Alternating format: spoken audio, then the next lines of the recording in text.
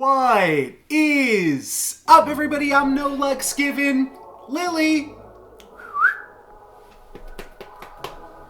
We're gonna play some more live Storybook Brawl. You wanna hop up? And say hi. Alright, what are our options today, Lily? Well, it's actually Gwen's day as I'm recording this. So I do like Gwen. I also really like the Fates. I'm just... You can't see my face at all. You can just see her. That's funny. Alright, I'm gonna put you back, baby. And Trophy Hunter, I did call out yesterday as being a really good hero option. I really like the Fates and Gwen both, though. So that's a little tricky. Honestly, I think that the Fates is probably the right call. There's some really powerful things that this hero can do, and it's pretty strong, like, for tempo as well. So I think in the new era where you want to play a hero that can win, but also want to play for strong tempo, I think that Fates is really good, and Blind Mouse is as good as you are going to get on the Fates. So I'm really happy to have started with the Fates here, and I think ultimately it's a little bit about mindset too. There's a lot that has to do with just like appropriately tailoring your gameplay. I just think I'm in the right zone right now. I'm doing very, very well this season, as you can see on that starting screen there. I'm at like 3770, and so 3/4 of the way to Mythic and only like a third of the way through this current season. So I think that that is looking really, really good for me. Here we've got a few options. We could cycle the egg to lock onto the Cindy. We could also just cast the Foreglory, which never wins here. And then next turn we take Blind Mouse and pick up Cindy. I do like grabbing the Cindy. It's good with Forking Rod, which is definitely a treasure that I'm interested in. Yeah, let's just do Blind Mouse and then cast the Foreglory, locking onto Cindy. This actually, cycling the spell is more important here than cycling the character in the shop, because either way we're just going to buy these two, but now we have the opportunity to, well, it's a little bit awkward here, but if we find Forking Rod, oh, we could also take Moonsong Horn. I guess that's pretty reasonable. It's not actually that strong, so I should probably just go for Sky Castle on the Fates. But I'm tempted to take the Genie's Wish here with Cindy, but I think I should just go Sky Castle. It doesn't give me any additional power right now. Could even just consider grabbing a Humpty Dumpty. Yeah, I'm not super inclined to even want to grab Cindy here.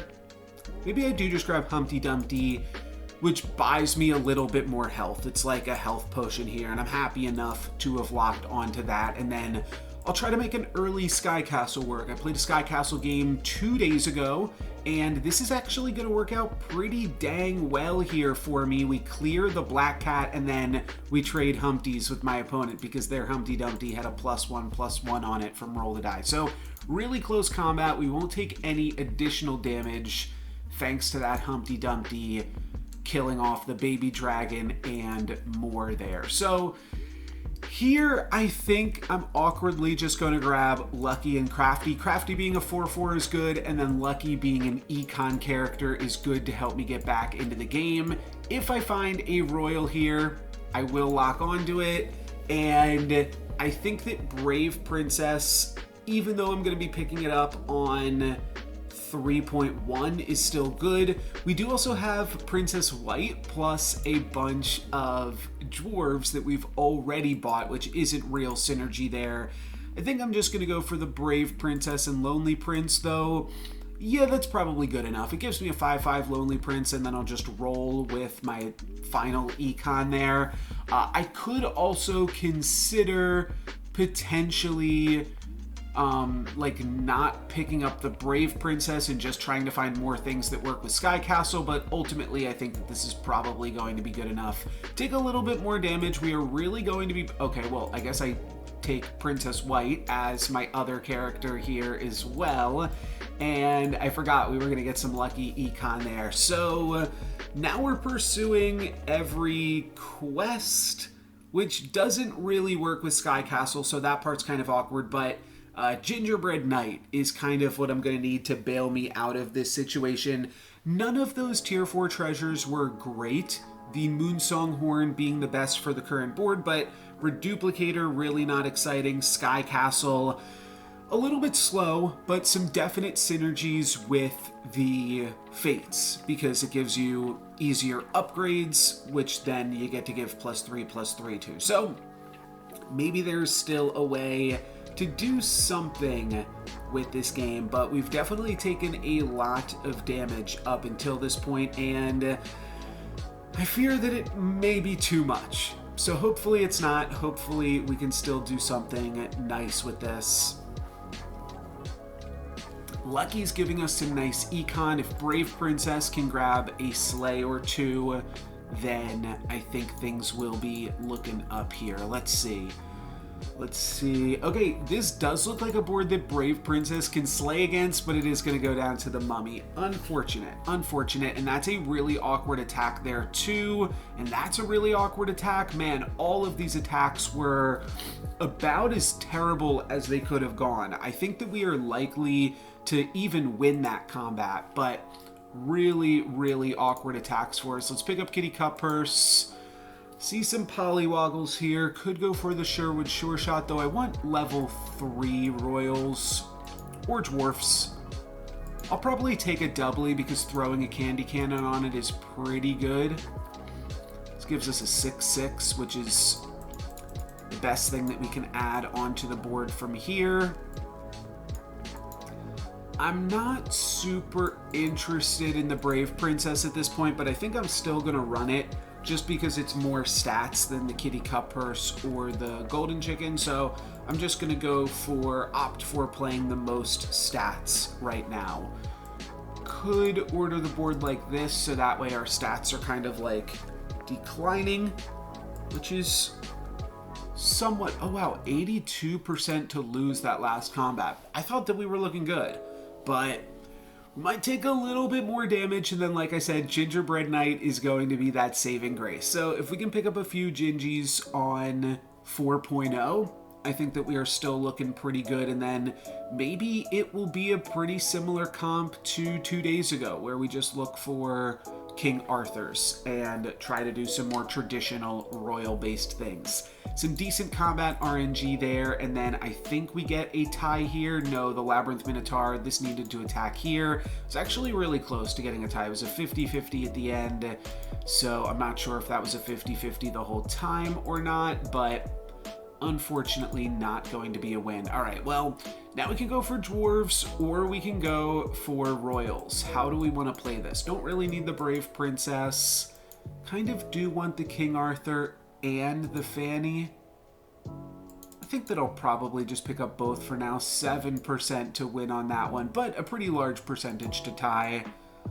We did manage to find the 50% to lose, though, unfortunately. All right, then let's sell out of Golden Chicken, pick up a King Arthur, and just play that for a moment.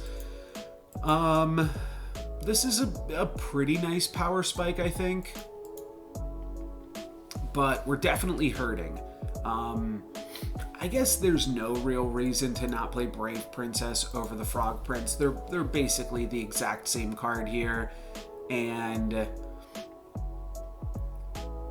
14/14 is exactly what Gingerbread Knight will give us, so we get a little bit of a taste for the gingerbread here, but without really... I mean, we basically have 0 treasures this game still, because we have a Sky Castle that we have yet to even make a single use out of, and Yeah, nothing really super great going on. Earthquake isn't going to be that debilitating for us, but the vultures I think will probably be too large here. My opponent has a ranged attack that we are able to survive.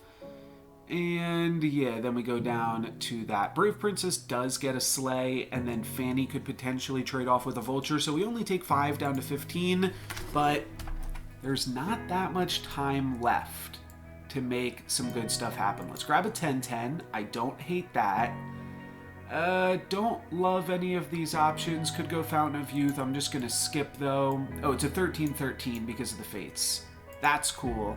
I like Fanny as well. Could play another Fanny here. I think that's probably right to do. And then, I don't know, still kind of want to play the Brave Princess. Let's Shard of the Ice Queen this, sell off the Kitty Cup purse, excuse me, buy another Fanny, buy a Romeo, then look for Juliet. I like Gingerbread Knight. Let's buy that. And ooh, it looks like nothing else this turn, unfortunately. Okay, we can lock onto a Fanny here for another tier 4 treasure. I guess we'll do that. It's awkward because we're not playing the Brave Princess, though. Maybe we'll fight up against a ghost in the near future and have another opportunity to make use of that. We could cut the Lucky and play a Brave Princess. Yeah, that's pretty comparable, and I think it's worth going for the tier 7 treasure. Crystal Ball or Treasure Map, both of those are probably potentially worthwhile. Let's see. I think that this doubly can actually just hold down the fort here too. Unfortunately, Brave Princess does not grab the sleigh, but we do grab the win nonetheless. So that is fine. Let's grab ourselves a tier 4 treasure. That's probably going to be... Okay, Moonsong Horn and Krampus' sleigh are all kind of cool. Krampus has 1 treasure, though I'm not super excited for that. I think I take the Moonsong Horn because it's onboard stats and then could still allow me to build into a Crystal Ball if I find like a second Romeo. Don't think I'm going to go for Ogre Princess here. I will definitely go for Gingerbread Knight though. And I probably look to cast a Forking Rod here for Fireball.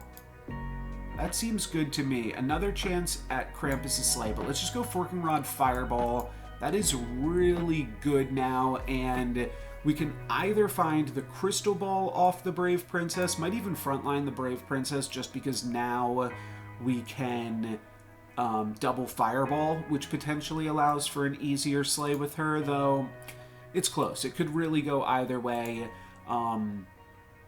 What was the other thing I was considering here? Oh, yeah. If we find the Romeo and then we're able to find Crystal Ball and then just use the huge stats from Gingerbread Knight, Frog Prince, and Doubly to help me get to a point where I can get the Crystal Ball online. I think that could still be an avenue to victory.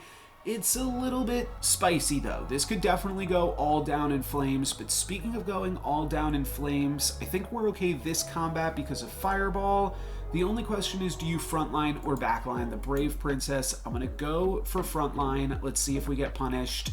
Not really, yeah, because Fireball has good opportunities to hit here, and then Brave Princess can finish off this Water Wraith. So, we get the sleigh with Brave Princess, and we are going to get the win here, assuming this monster book doesn't cast 7 fireballs of its own, but even that is not going to be enough. So 12 damage down to 12 for Krampus. Do I see Crystal Ball? I do, so let's grab Crystal Ball, and now we are Ball, Horn, Forking.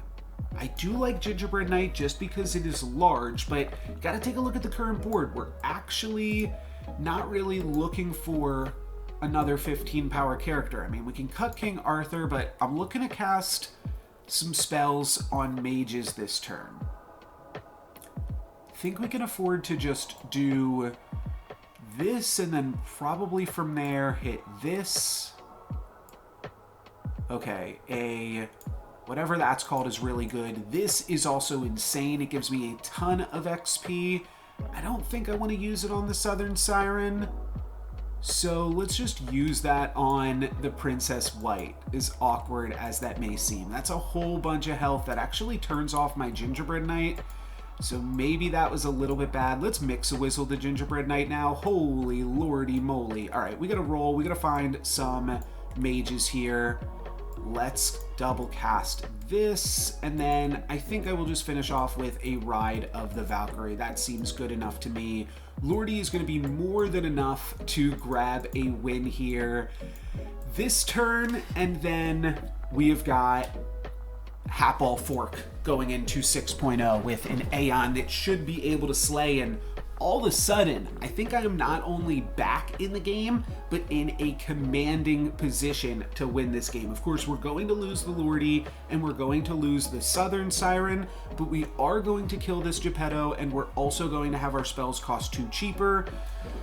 That should be enough to make Aeon quite large this turn, as we are able to just go off with Forking Rod here. So what else can we find? I see another mage in Wizard's Familiar. I see a tree and a good card to cast Burning Palm onto. So I think I might pick up this Burning Beard. You know what? I'm not going to. I'm just going to Burning Palm on the Aeon. And then we will mix... Oh, that's not what I thought it was. I thought that was a Mix-a-Whizzle. I don't have any monsters, so let's roll. Let's continue to roll. I'll pick up another Aeon. Gonna roll past a free roll, and then...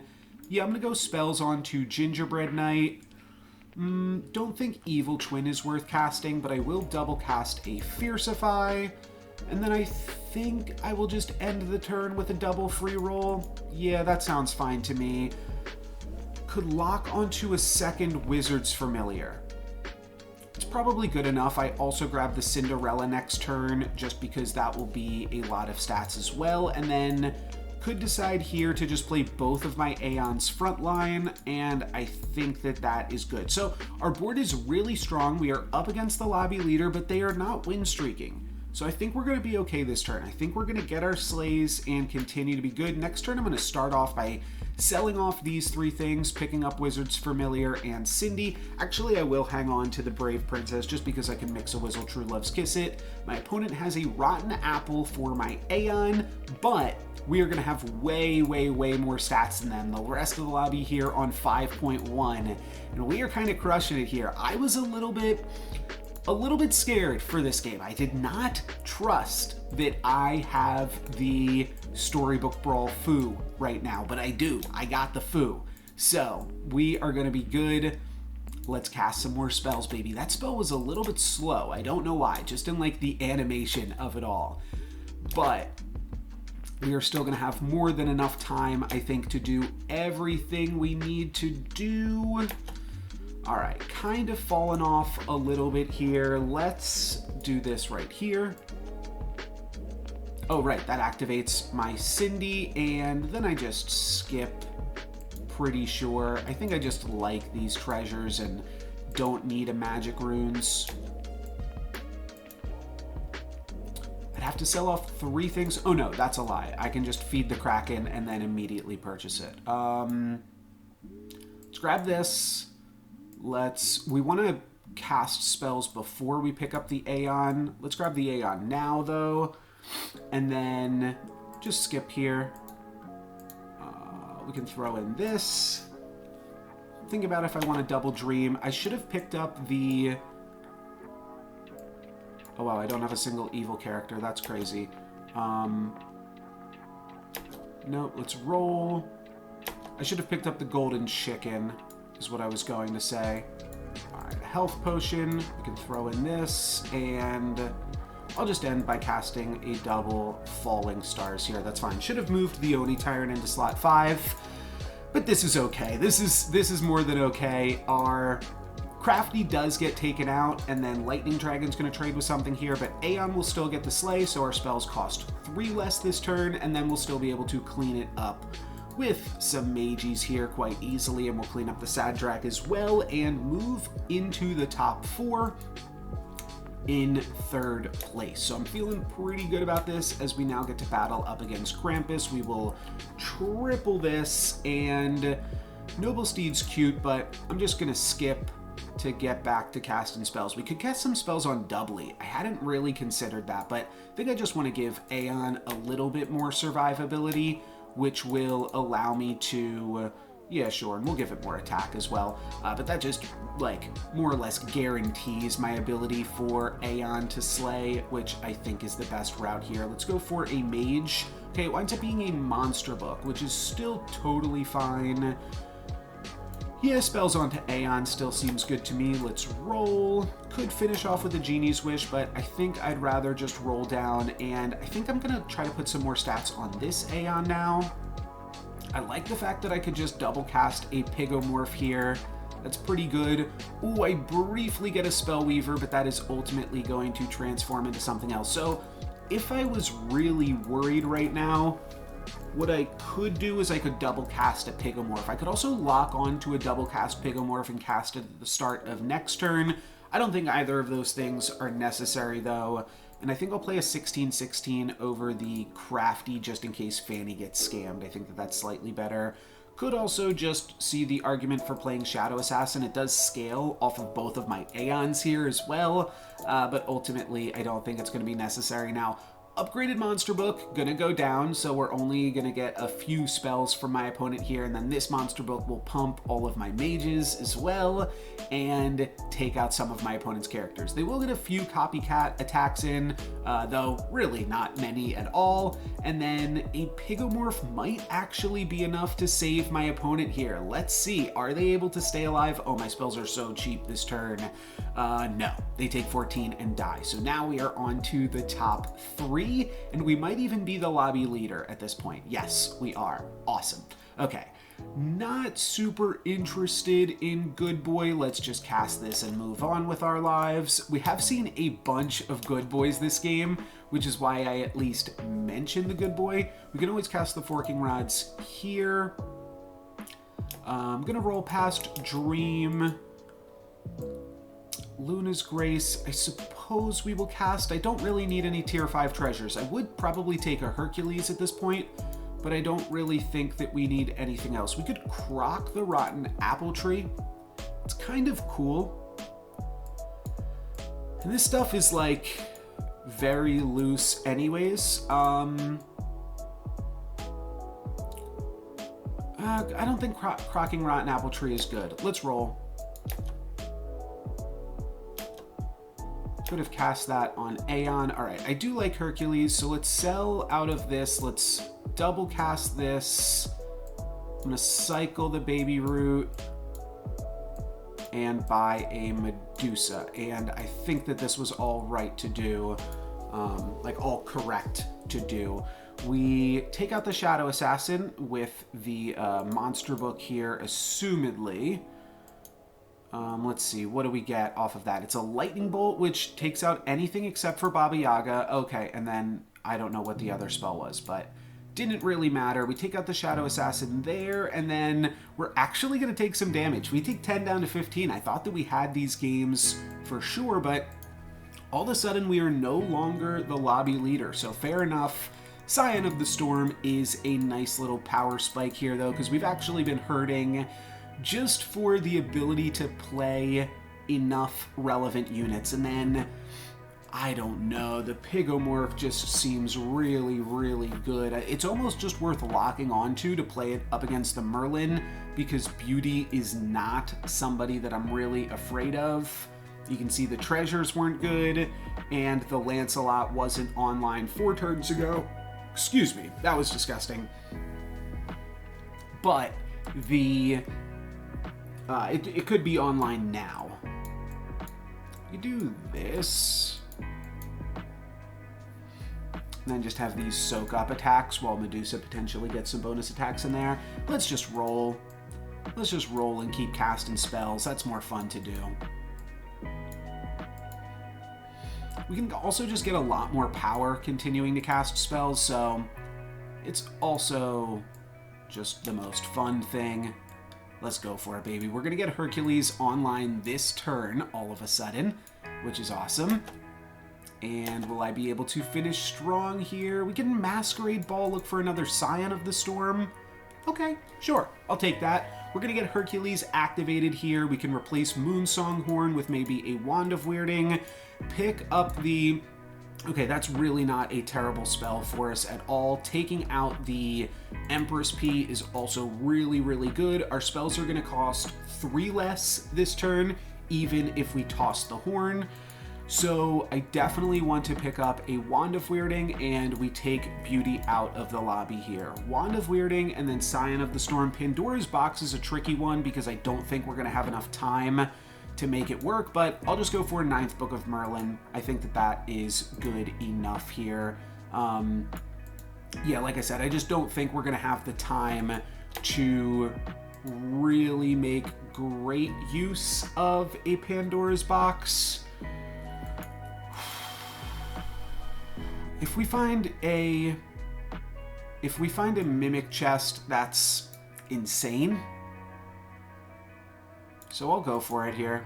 It's also just a really big Scion of the Storm. I like Wand of Weirding too, but I think we just take Mimic Chest and then end the turn here, tossing Crystal Ball, I believe. Yeah, we're just going to toss Crystal Ball on the final turn. We double cast the Hermes Magic Beans, and that's why I kept the Crystal Ball even, or I tossed the Crystal Ball rather, just because we can get one more spell cast out of the Forking Rod, and this should probably be the last turn of the game. But even if it isn't, then next turn we're really just looking for a Pigomorph here anyways. So let's flip the order of these two things. I think this should probably be good. Oh, you know what? Let's just play a 50-50 rather than play a small ranged character. I think that that's probably better. And I think this is going to be good enough to grab the win. We are going to cast 5. We're going to cast 10 spells this combat as well. And we should be able to find some scams with all of that. 2 from each of our 4 mages, and then 2 from that monster book as well. So yeah, I think this is going to be enough. We find a Pigomorph. Has my opponent even attacked yet? Okay, they have attacked, and now they are done for as Medusa is going to take them out. It was almost the spells that did it. Oh, but they are not dead. They go down to 3. Okay, well, we got a game here. My spells cost 3 less, which means Pigomorph can get double cast. That is huge. Could just go for Genie's Wish here, but I'm going to roll for Pigomorph. We do get to triple cast a lucky coin. Oh, it's a triple pig. It's a triple pig. I gotta find it.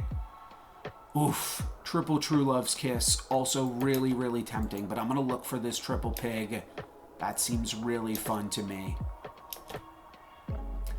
I maybe could have gone for that.